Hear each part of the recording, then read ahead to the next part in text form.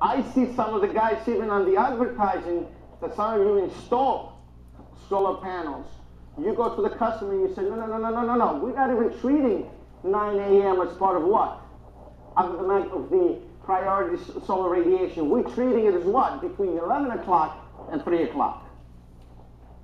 So they want to cover themselves up in the type of a system is by saying, well, really, the sun really is not too great up at 9 o'clock, depending somewhere. So they say, well, do you have enough sun between 11 o'clock and 3 o'clock?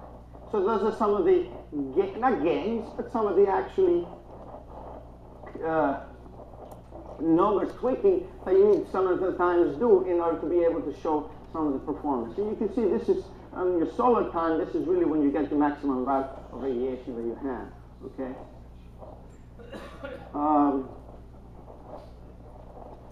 In the northern hemisphere, sometimes the shading is generally cause obstructions to the east, south, or west. During the summer months, low altitude, the sun is in the northern part of the sky, which is, of course, shading from structures immediately north of the array. So when you look at it, and this is your solar window up here, the sun in the sky up here, you can get obstructions from the south. So those are this information, you can get a lot of this information from the internet. Okay. The sun path calculated now in your disk, and we can play it in here, actually, has a little program up here. You click it on and it shows you a little description, how to mount the calculator and so forth. But I'm going to skip that and go a little bit faster.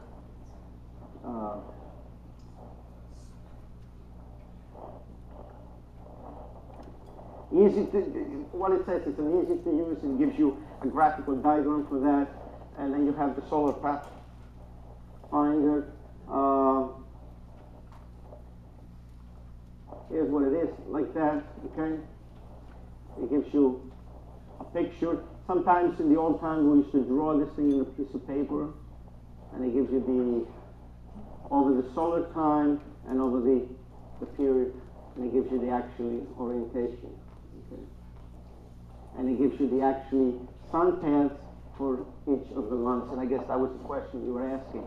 From the electronic one, you can get that data and you can save it.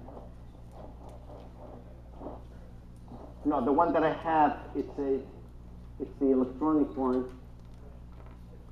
This is actually, when you look at the analysis in here, you can see that draws a line in here, and it shows you actually all the dark spots. This is the solar time in here, and then it goes over the period of the seasons.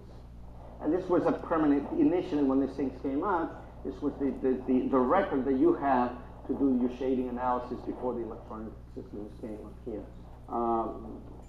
Another way to do it is actually by calculating a profile angle for each obstruction. This was the old time, so they used to do it, and typically you define that angle up here from the horizontal as you view the obstruction. So when you look it up here, you look at the actual obstruction in here, and you determine this kind of profile angle, what kind of shading you're going to have in this area. Now with this equipment that we have, most of us, we don't do anything like that. So the book goes actually in a great detail explaining this thing, but and you can use a protractor, you can use a transit, and you can use in order to determine that. I don't know any one of you we're going to sit down and become a civil engineer to do these things. Usually you get the instrumentation, and that's why we're going to skip at it, okay?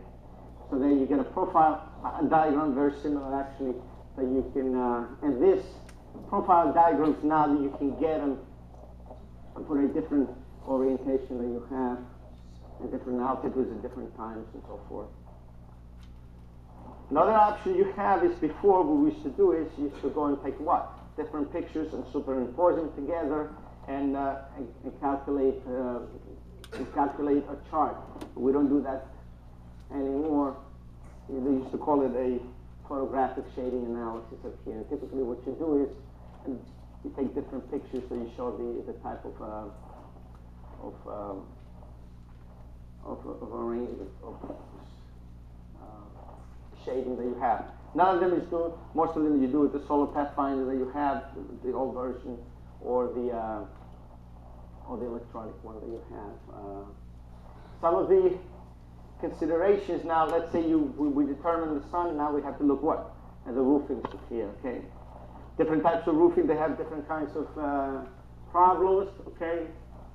And you have what? Asphalt shingles, brickness, cracking, granular coating, warping, curling, all kinds of problems. You have slate, concrete roof tiles, problems that might include cracks, misalignments, flaky material, all kinds of things. What are some of the other problems with roofing is? Well, here's the typical problems of roof deterioration that you have.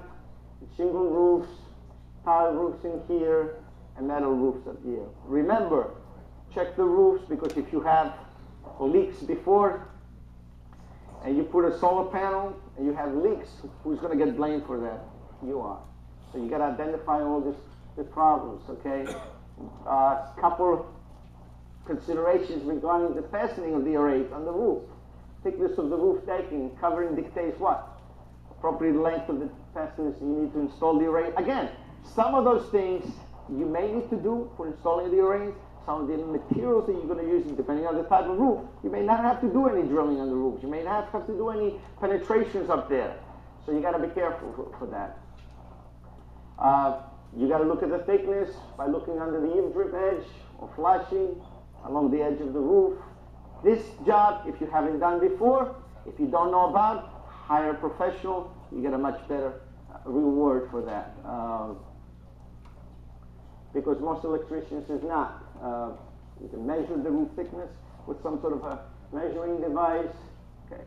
Some of the roof defects, okay. Dips on the roof surfaces. You put an array up here, and then it looks like this on the roof. Doesn't look appropriate because you have dips. You have uneven spaces up here. You have problems up there. You may have a structural defect because of that. You may need to go on the attic and look at it. Again, this is all done on the survey. You mess up the survey, you're going to mess up. Okay. Electrical assessment.